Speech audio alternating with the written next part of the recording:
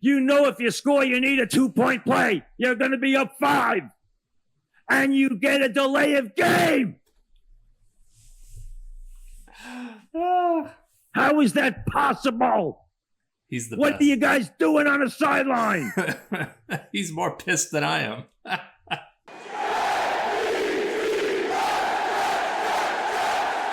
Oh, it's another wonderful New York Jets Sunday or whatever day it is where you are. It's unbelievable. I recently moved to Japan, so I've been watching the Jets on recordings using YouTube TV, and I woke up early this morning. Before I went to work, I said, I'm going to watch the Jets. I could have waited until after work. I would have had to do a social media blackout just so nobody spoils the game, but that's fine. I decided to wake up early and watch the game.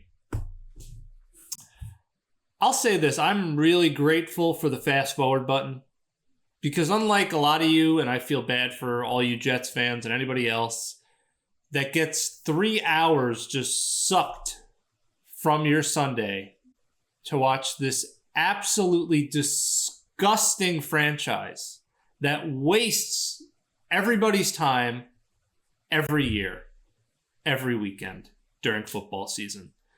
They are a waste. They are a wasteland. That's what they are. And last year,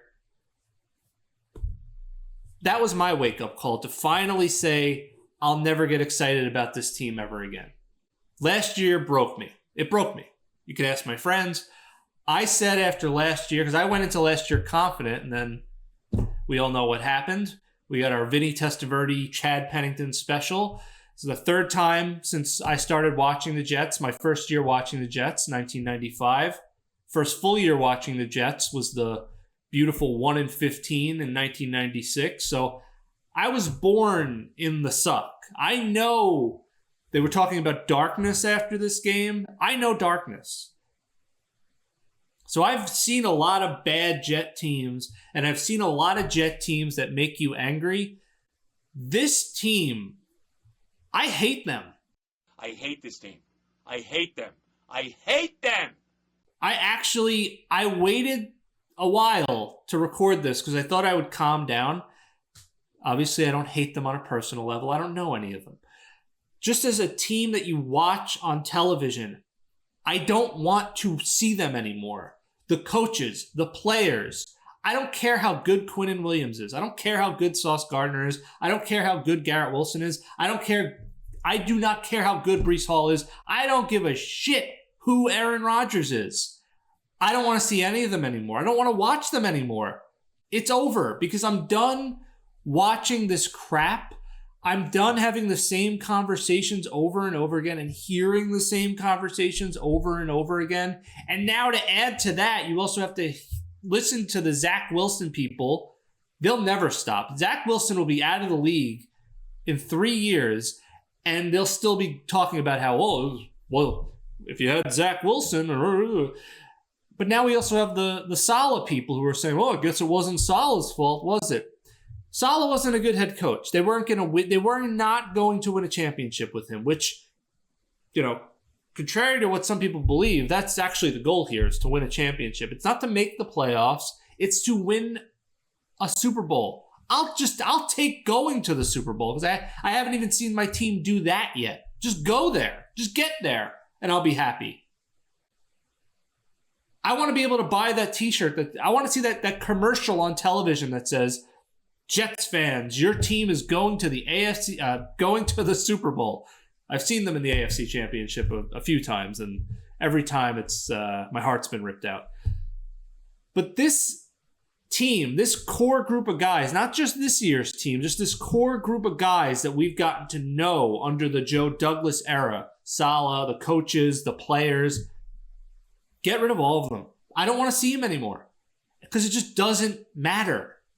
Because now, I'll tell you why it doesn't matter. I love that the game was on at 1 p.m. Eastern time. Not that it matters for me because I'm in a different country. But that, to me, is prime football time, 1 p.m. Sunday. I hate the primetime games.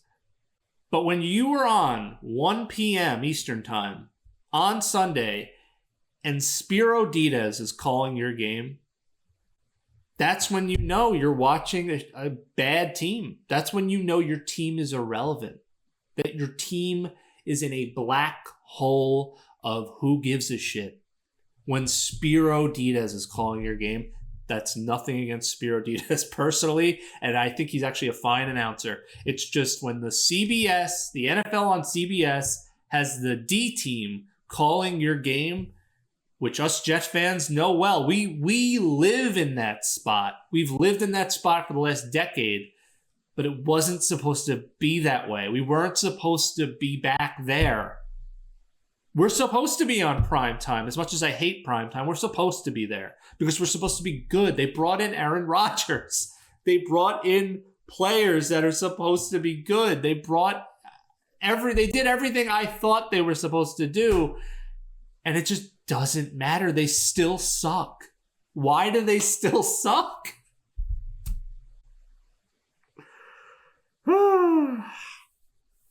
The only bit, and this has been true again for like probably the last 10 years, the only thing I can enjoy is listening to Joe Beningo, and then occasionally Francesa will explode on them like he did for this game.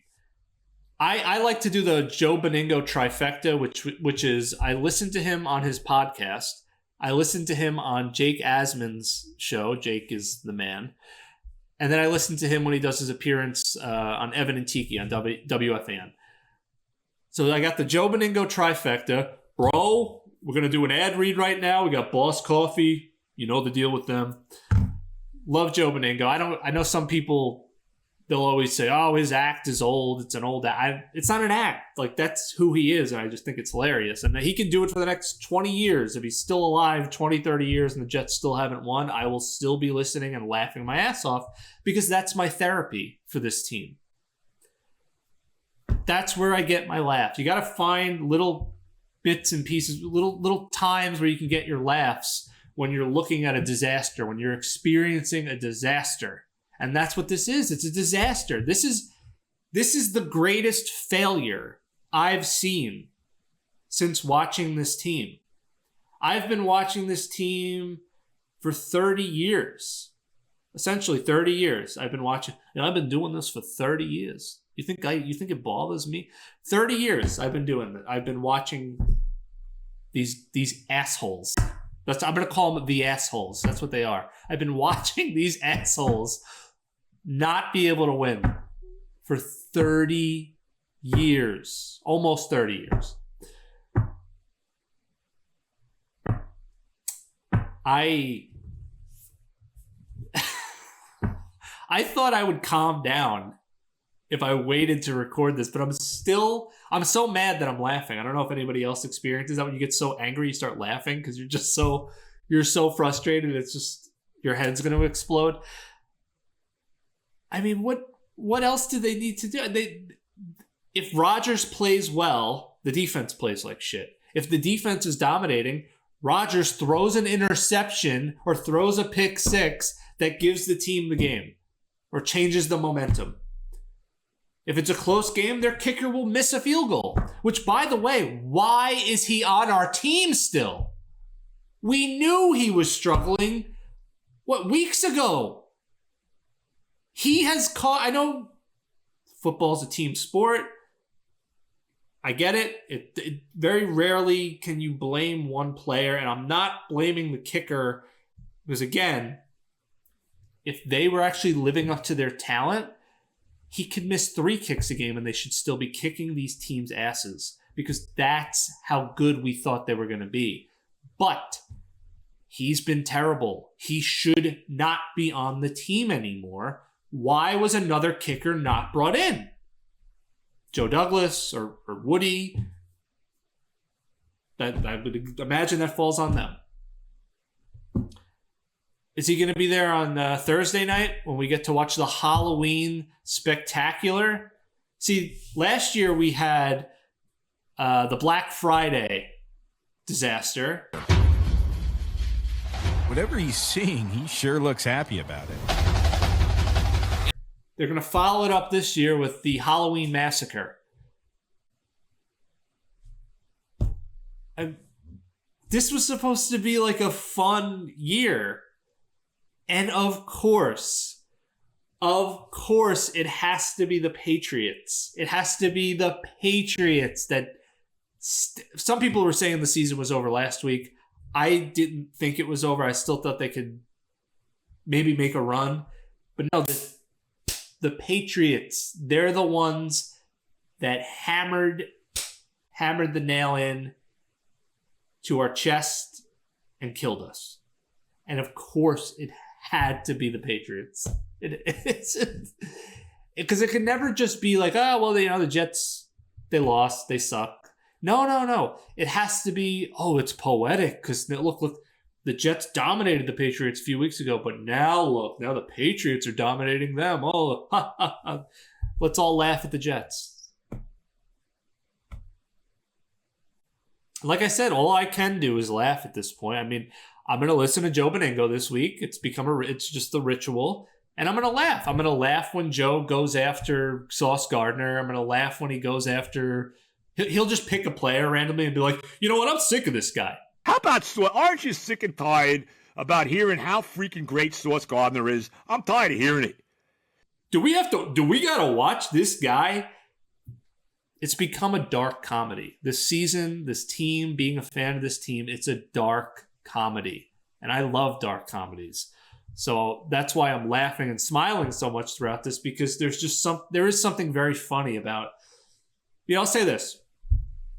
Before the season began, I was texting with my friend Mike, and he said, not Mike Francesa, my actual friend Mike, and he said, dude, what happens if they're just bad? Like, Rodgers doesn't get hurt, nothing like crazy happens. What happens if they just suck? Like, they just aren't good. And I thought for a minute, like, that would be terrible. It would be hilarious, but it would be terrible. We're living it. We have people talking about the draft order, and October's not over yet. The draft, credit to Mike Francesa. I know I goof on him a lot, but Mike Francesa called this. When they fired Saleh, which was the right move, they weren't going to win a championship with Saleh. I actually made a video, I think 2 years ago, and I say in the video, odds are you're not going to be here 2 years from now. Without saying, you're probably not going to be the coach of this team in 2 years. And boy, in 2 years, when I come back to this video, I hope I'm wrong, but I'm probably not. I was right. He's not here. I think he actually outlasted the video, I think, by a few weeks. It was like 2 years and a few weeks passed, but he was gone. He's gone now. And, it's just, who are they going to hire as coach next? Because this is a disaster. And like I said, Francesa called it. He actually said it was the right move to fire Saleh, but putting Ulbrich as the head coach took away from the defense, which was a strength of this team, because now he can't be as hands-on with it, and maybe he's overstretched. If that's really the case, I mean, it looks like that's the case. That looks like exactly what's happening right now, is that he looks like he can't handle all these responsibilities. They are rudderless. They are leaderless. This team is just a bunch of guys. They're a bunch of guys that are really good at finding ways to lose. And that doesn't just go for this year. That goes for like the last 2 or 3 years with this kind of core group of guys. They're all really talented individually, but they suck as a team. They really do suck as a team. They know how to lose. That's all they know. They just know how to lose. And maybe they'll do great on other teams, fine, but it's not working. This just isn't working. You're going to have people like, why would you get rid of Quinnen Williams? Or why would you get rid of Sauce Gardner? Or why would you get rid of Breece Hall?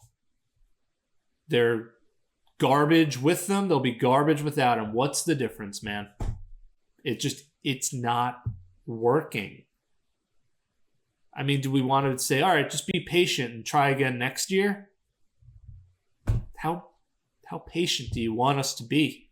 I can't wait anymore. I mean, also Rodgers probably is not going to be back. I mean, why would he want to do this again? I don't want to do this again, and I'm not the one getting my ass kicked every week. He is. I don't even want to watch it anymore. We still got 8 or 9 games left. It's actually humiliating that they have to keep going out there and playing, knowing that they're in the Spiro Diaz zone, that they're in the irrelevant games now, the games that don't matter. I would love if on Thursday they went out and beat the Texans. But even if they do that, they put themselves in such a hole now. It's just, I'm not going to get excited for anything they do. Listen, I'll be cheering if they win on Halloween. That'll be great. Not going to pretend like I won't be. I'm a fan. Being a fan, it's internal. You have to cheer for your team. It comes out. You have no control. Even week 1 last year, when I knew the season was over, when Rodgers went down, I still went nuts when Xavier Gibson scored the touchdown in overtime. I still was going crazy, even though I knew the season shot, because it comes natural. But one thing I don't do anymore, I don't get excited before the season anymore. None of that crap. I go in with my expectations in the cellar, in the basement, beneath the earth, because the Jets will take you to hell. And I thought it was a funny tweet. About a week ago, I said, you know what, maybe I was trying to do like a positive spin. I was also sort of joking. Maybe Rodgers has to experience all the humiliation, like a true savior, a true messiah. He has to really go as deep into hell and experience all the darkness, all the humiliations of being a Jet, all the pain of being a Jet, what it means to be a Jet. And then he'll rise from the ashes and he will bring salvation to the Jets franchise. That would be a beautiful story. But it just doesn't really look like it's going to pan out that way. Not after this game. Not after they just decided. Not after they failed to beat just a terrible Patriots team. Which again, of course it had to be the Patriots. Of course we have to see Robert Kraft in his luxury box go, ooh. Of course it's the same crap. And I'm sure Belichick on television at some point this week will make fun of the Jets. Do I gotta sit here and watch this guy? Now I'm gonna be doing Joe Beningo impersonations to myself for the rest of the night here in Japan, because I'm just tired. I'm tired of them just not providing entertainment, because at the end of the day, that's what sports is. It's just supposed to be entertainment. Is anybody having fun watching them? They don't even look like they're having fun playing. They look so miserable almost all the time. To sum it up, this experiment has been a failure. And I just don't want to see any more of these guys, because they're not a team. They're just a bunch of guys. And more importantly, they're losers. Not personally, but as a team, as a bunch of guys, they're just a bunch of losers, because all they've done since they've been here is lose. And that's all they know how to do. And I feel bad, because that probably is really frustrating for them. But at the end of the day, it's the fans that are going to keep coming back and keep watching for some reason, because we're fans. And it just sucks. This has been just the great disappointment. That's what you could label this season. I know we still got half a season to go, and it's already gone up in flames. That's all I have to say. God bless. I'll talk to you all next time.